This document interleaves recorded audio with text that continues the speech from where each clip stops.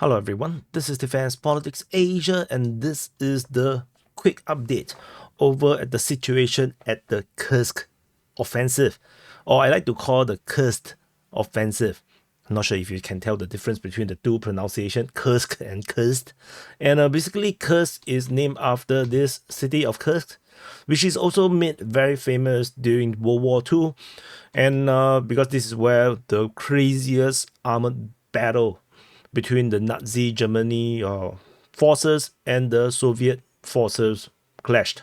And so anyway, the Ukrainians launched this surprise attack. By right, it shouldn't be pretty much of a surprise because the Russians seems to already know something is brewing because they had been harassing Ukrainian forces in this area here.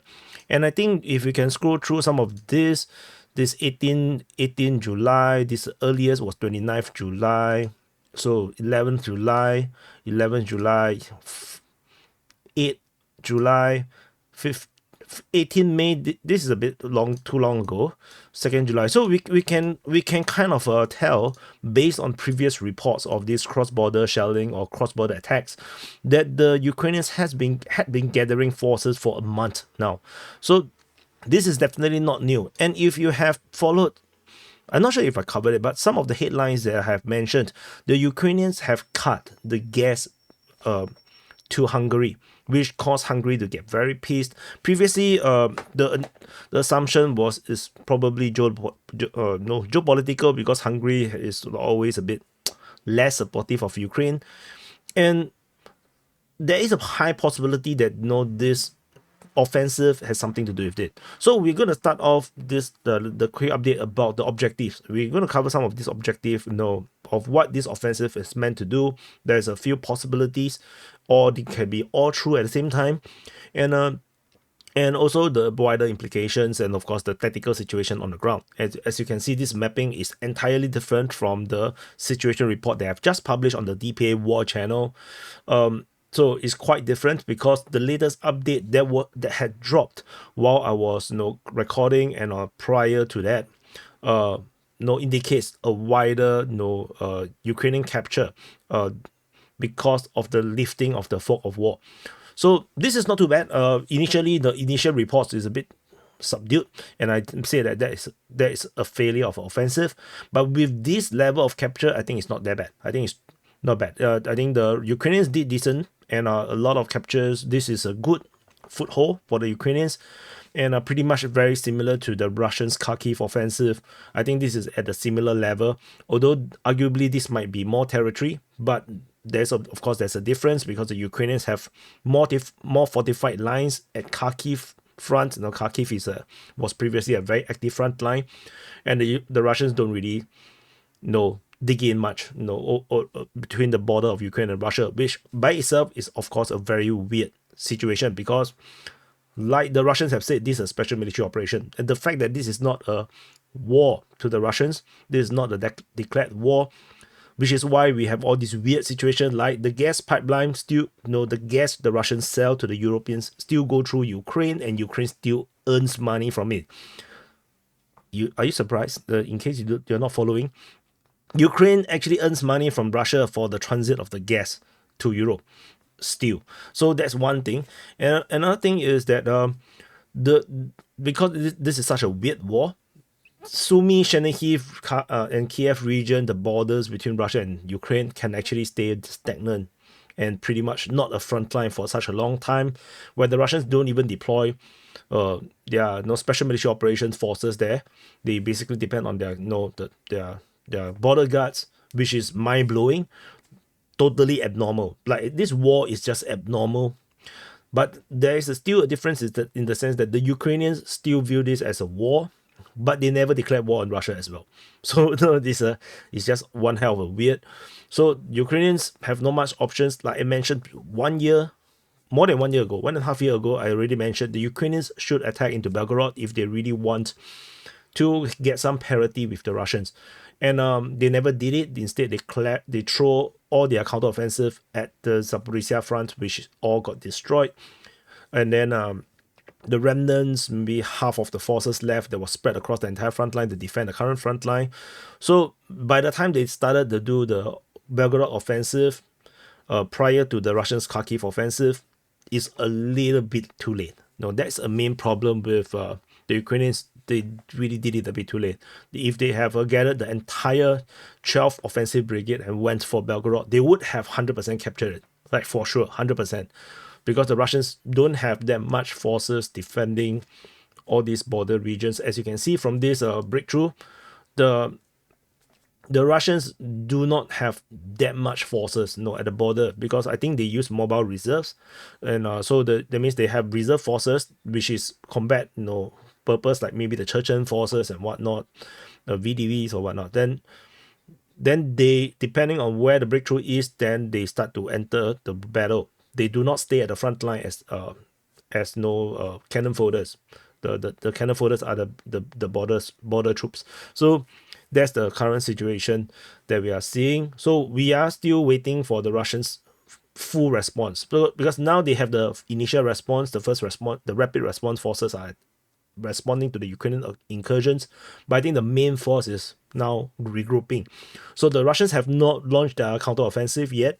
We are still in the initial stage. We are within the first 24-48 hours of the operation, this Kursk offensive. So about the objective, there's several things. One of them is the capture of the Sudzha gas metering station. So from this area here, the Ukrainians can control or shut out the gas that is delivering to Hungary. And if I'm not wrong, this is the one that goes to Hungary. And but at the same time, they have already cut the gas, which means that the Ukrainians have already anticipated and planned this offensive, and they cut the gas prior to this, maybe to make it safer for the Ukrainian forces that is going to enter through this border region. Maybe that's the case. And there is also theories that the Ukrainians would, because there's a high chance the Ukrainians may not be able to hold this position, they may just destroy this metering station when they exit the Kursk Oblast, just to sabotage this permanently. Very, very similar to what we had with the destruction of the pipeline to Germany, the Nord Stream pipeline that was destroyed. So because once you destroy the infrastructure, it's very hard to repair, especially this is just this border region. This is impossible to repair. And this would create the great excuse to not have Europe buying Russian gases.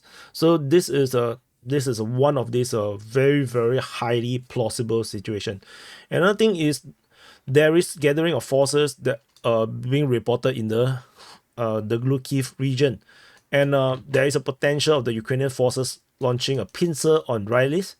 And if this happens, then the Ukrainians can capture even more ground in the pincer movement and encirclement. This entire area can be captured.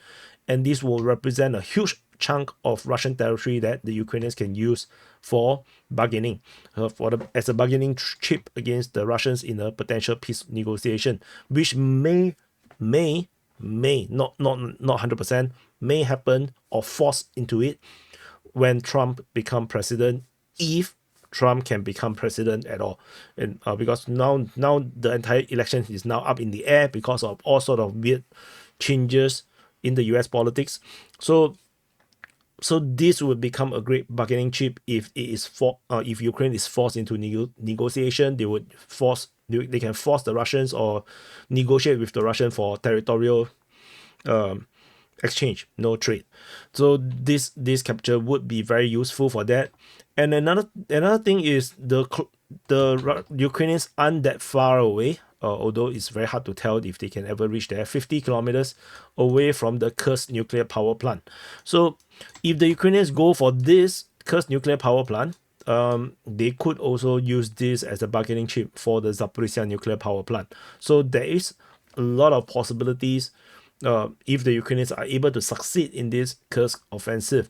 Tentatively, despite all this seemingly initial success, I don't believe the Ukrainians are able to go too far, as once the Russians gear up the main force to counterattack, I think the Ukrainians is going to struggle. But tentatively, this is not the case yet, as the Ukrainians took a lot of grounds and they are trying to go towards Rylis. And heavy gathering of forces is already being reported in the Glukiv region, hiding within the forest. There might be a new offensive launching towards Rylis in the near future. That's a possibility. Previously, there is also from the Russian sources talking about potential Ukrainian forces gathering along the Velika Pisarivka region, leading all the way to this near the Lipsy sector in, what is this place called? Hoptivka. So this area here was previously where the Ukrainians launched their Belgorod offensive. This was the main push. These two areas was the main factor of attack. So maybe the Ukrainians may try it again, especially with the lessons they learned at the Kursk offensive and in previous failed Belgorod offensive. The Ukrainians can try again and really, messed up the entire strategic and tactical situation along the Kharkiv front. So because you can see that the Russians' Kharkiv incursions is not bad, but it's not deep enough. So because the Russians have their own objective, they are using this as a diversion and also using it as a kill box. But the Ukrainians, if they enter, their objective would be very, very different. So this could totally cause the upheaval over in the Kharkiv front if the Ukrainians also launch an offensive in this direction. So and then this is very interesting. This contrast. The Ukrainians have captured a lot of grounds, mainly because the Russians do not do entrenchment and fortification, and we have a huge number of settlements now under Ukrainian control. So I split this into a few sectors. We have the southern flank. Then I would say we can call this northern flank, and then of course the Sudzha flank or central flank. So south, center, north. So I think we can call this it so that we can have some kind of like a tracking. If not, it's very confusing. So the southern part is basically a securing of the flanks, with Ukrainian forces capturing Oleshnya, Milovoy, Kurilovka, Guevo, as well as Gornau, and are very good in the sense that I can now pronounce this in Russian, because there's no more H. If not, if it's in Ukrainian, they will spell this as Hornau, and it will be very difficult to pronounce. So this is Gornau, and instead of Huevo is Guevo. So it is Russian, makes more sense. So anyway, the Ukrainians in this sense have captured and secured the front line all along along the river to the border region. So this is a massive capture, and this with all these forests backing and around the river system, the Ukrainians is going to make this one hell of a fortified region. It's going to be very, very hard for the Russians to retake, especially with the river system that is protecting this front line. As you can see, there is this river called the Psel River. So the Psel River go all the way to the border regions into Ukraine, leading all the way from Gornau, all the way leading up to around Guevo and all the way to Kurilovka. So from Kurilovka, the Ukrainians can still continue to launch attacks into the southern flank, towards the eastern flank of the Sudzha city. And this would allow the Ukrainians to cut off the highway. There's a highway system leading around here. And this will allow the Ukrainians to continue on some major offensive away if the Russians do not react any sooner. So this is a huge tactical situation that is developing around here. Over in the Sudzha sector, it was very weird. Initially, the pro-Russian source reported that they have knocked out the Ukrainian forces from Goncharovka. But then after that, they have declared that Goncharovka has been captured. Were able to knock out Ukraine for blah, blah, blah. So, but then let me see. This is yeah, sorry. I think this should be the more correct quote for this one. So they captured Gocharovka, and which is part of Sudzha, and because based on the Russian mapping right now, the front line now in this Sudzha city now looks like this, with the Zaleshensky, I don't know why this looks so Chinese. Zaleshensky, which looks like Chinese to me. Zaleshensky, they basically have captured half of it in this offensive along the highway as they continue to put pressure, and the Russian forces that is defending here, they are seemingly not as veteran, as well trained, as well drilled as those fighting in the special military operation. They just can't hold back the Ukrainians, which are the offensive brigade that was, I think, trained by the NATO forces, according to my understanding, and they have captured Goncharovka. So the Sudzha right now is now cut in half, and the Russians are now struggling to hold back the Ukrainian onslaught in this area here. So this is also very, very significant. And if the Ukrainian forces captured Sudzha, then this would become the first major city in the Kursk region to fall to the Ukrainians. So because this is a city, everything else that was captured is just all small villages or small towns. So Sudzha is a major city. So we shall see how this developed. So delicious, the Ukrainians say, so delicious. Yum, yum, yum. Sudzha, yum, yum, yum, Sudzha. So anyway, this is the current situation right now. Of course, the capture of Sudzha gas metering station, of course, I already mentioned the significance. And moving up to the northern flank, the Russian forces have taken grounds all along the highway, and it seems like these Ukrainian forces that was geolocated to be destroyed is destroyed in these two locations are not indication of the Ukrainian forces getting destroyed and retreated. They continue to move out, and they have captured Leonidovo,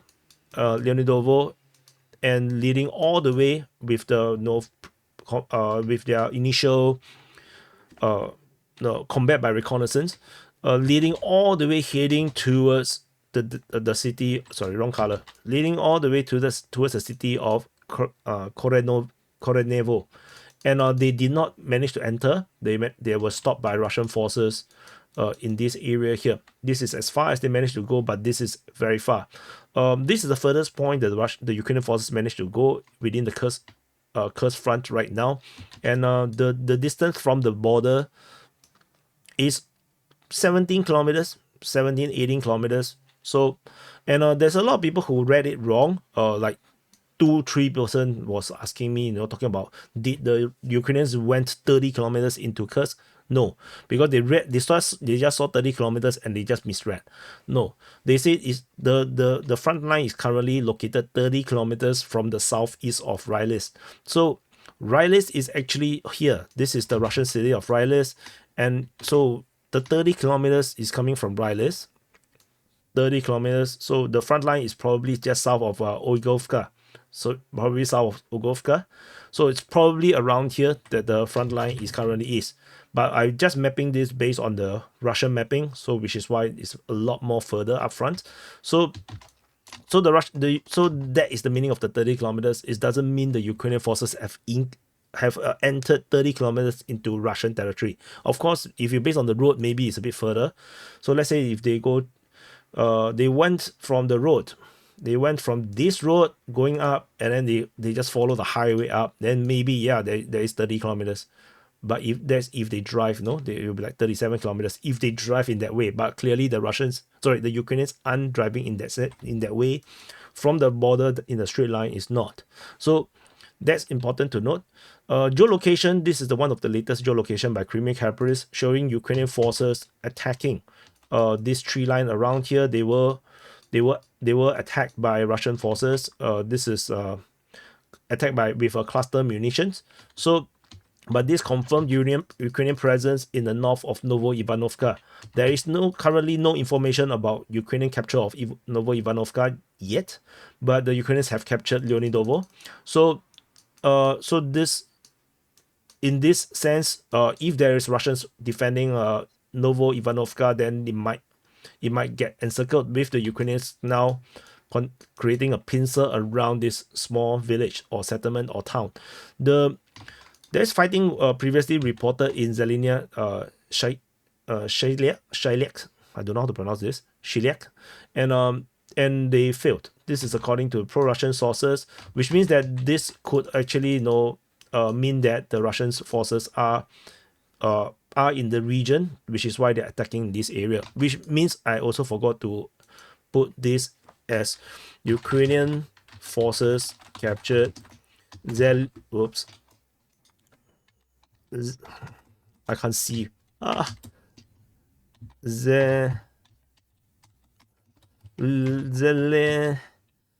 Zeleny Shiliak. Okay, so let's save this first. So I'm gonna put a flag here because because this statement actually represent the Ukrainian forces captured this area here, which is a small little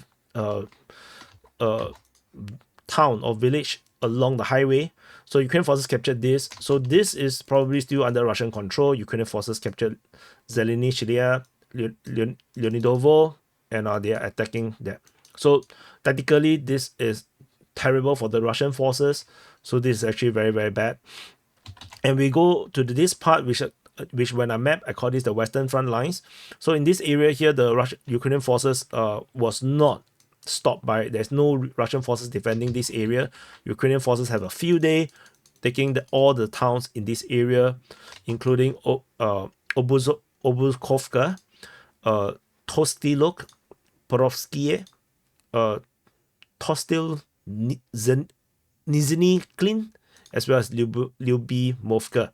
So the Ukrainian forces basically easily captured all these grounds without a fight. So this, I think, whatever commander the Russians have on this area here, they are going to get sacked or be punished martially. So because this kind of collapse, of course, is huge. We're talking about a range of 10 kilometers deep. So the capture here is much bigger than whatever the Russians have over in this New York front. And because the collapse over here was like just what, how much was that? 2-3 kilometers. So the Ukrainians have captured way more grounds over this past 48 hours than the Russians did at the New York front or at the Avdiivka front for maybe a week. So this is definitely great PR stuff. Definitely, it's great for morale for the Ukrainians, great for marketing, great for negotiations with the allies. So this is working great for the Ukrainians. So this is the current tactical situation right now in this area here. Russian is unclear if the Ukrainian forces will continue to push. I think they would if there is no defending. So the Ukrainians are going to do the pincer around Novo-Ivanovka, and then they were going to head towards this Gali region, and definitely break towards the railway line, breaking the railway. So this cutting the railway, and then they can continue to go deeper and create a lot of problems in the rear positions. So this is tremendously useful for the Ukrainian forces if they are managed to continue to attack while the Russians continue to sleep on it. So, and of course, I want to also highlight that if you look at the shelling report from the Russian Defense Ministry, they mentioned that they are hitting the Ukrainian reserves in these various locations. And these various locations is interesting because we are talking about Basivka, what is this place called? Bolivodi and Yunakivka. And then towards the rear positions, there's Kochakivka, Novosich, and Kantisia. So, and this gave me a feeling that these are the first reserve forces. And you can also even imagine that this is different groups of forces, different reserve forces, each have its own objective or the zone of operations. You can see this, and then there is a second reserve force that is going to be activated when there's a need for it, or when the frontline troops is capturing more grounds and they can go and do relief. So this is also something very, very significant. If we look at the clustering of the forces, this totally looks to me like there is actually two groups of reserve. So the Ukrainians are very, very well prepared over the past 1 month. So this is a enormous operation. And so if the Ukrainians have these three groups around here, so this group maybe responsible for the flanks in this western part. This group will be the one going through the center, and then in the Yunakivka region, they are going towards the eastern part. So this is what, and then the Ukrainians have another reserve forces that would later reinforce further when there's a need, or when the front line continue to expand. So the Ukrainian forces is likely to do very well with such a well prepared force, and it remains to be seen where the Russians are going to start, or whether how long they will take to be ready, because this front line is much bigger than the Belgorod offensive, because the Belgorod offensive, they just went into the same place, very narrow front, and easily can be destroyed. This is a bit way wider, so it's very, very hard for the Russians to deal with. We are talking about a front line. Let's see how long. Let's measure a bit. We're talking about a front line of maybe 80 kilometers. 80 kilometers front line. So this is a huge front line, totally new front. And if the Ukrainians have all these reserve, then it will have a totally different results than the Belgorod offensive. Because the Belgorod offensive, the Ukrainians do not have that kind of reserve to back them up, and whatever the reserve that they prepared was destroyed very quickly. So this looks like the Russian or the Ukrainians have more preparations. They might be able to hold and entrench the lines all along these captured grounds. And so there was a video that was published by Ryba, which was the Gerasimov, the head of chief of staff, the highest ranking soldier in the Russian military, giving a report to Putin. But the report that was mentioned is the first day's report, talking about there is like 215 soldiers on the Ukrainian side there was lost on the Ukrainian side, and they destroyed 54 units, including 7 tanks. But this was the initial report.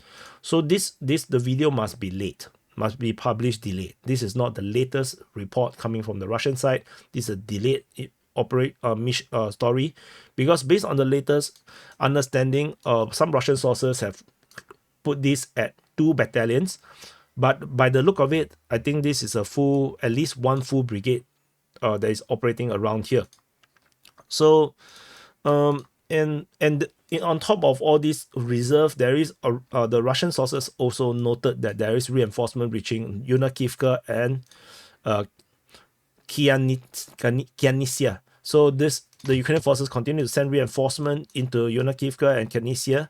So they are definitely preparing for an expanded operation or securing whatever they have captured. And I believe that it's not too bad. I think the Ukrainians should continue to push offensive. A good offensive is the best defense, because the Russians are so unprepared. I think they should continue to push. But if they sit down and wait, then comes the airstrike, and then everything will be lost. So let's see how this goes. And then there's of course a footage of a Russian Mi-28 attack helicopter that was hit by a FPV drone in the rear tail rotor, and the helicopter did not crash. So the helicopter basically landed damaged. The exact location is unknown. I just simply put it here for convenience. So it's unknown where the helicopters got hit, and then it landed. The crew was reportedly all alive. And based on the footage of the burning helicopter, which the fire is only in the rear tail region, and then the helicopter did not crash.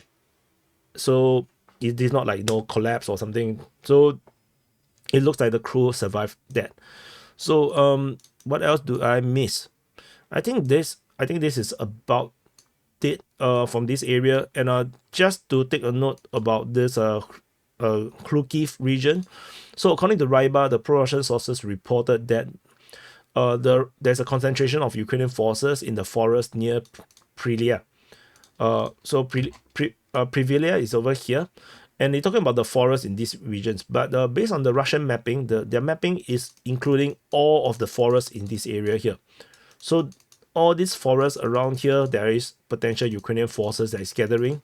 So which means that the Ukrainian forces could launch a major offensive in this area here and quickly rush down the road, the highway, from the Kharkiv direction towards Rylist. So this will represent the pincer that I mentioned earlier.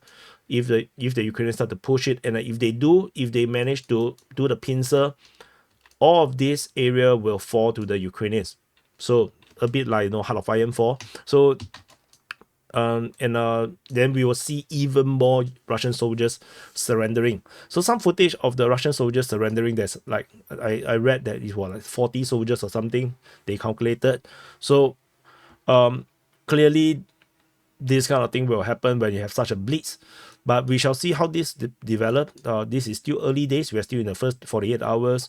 A lot of things could change very quickly. A lot of developments could suddenly appear over the next 24 hours because it's still pretty much a fog of war.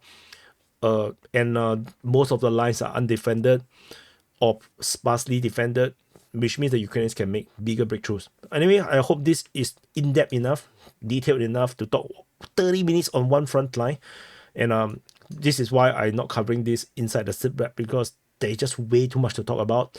SIPREP, I just cover the situation generally, but if we go in-depth, there's a lot to talk about. So anyway, thank you for watching. Press the like button, subscribe. Watch the SIPREP over here, the situation report for the entire sum up of all the front lines, not just, you know, what we had when, you know, I reported the SIPREP, but, you know, and also, you know, if you are too busy, also check out the Frontline changes report, you know, every single day. I will try to do it every single day because that is the easiest report to do, and it's the shortest version, so, you know, to get everybody up to date on the latest situation. SIPREP have a bit more analysis and then talk about intentions, and even though there's no frontline changes, there is significant changes despite just because of the way how the fighting was reported and where the fighting is, signifying, you know, different change of tactics, you know, different change of objectives. So SIPREP have its own interesting thing. So anyway, I talk too much, so the link haven't come out. So, you know, the SIPREP is over here. Check it out. And of course, the other one is the Frontline changes report. I'll see you guys in the next update.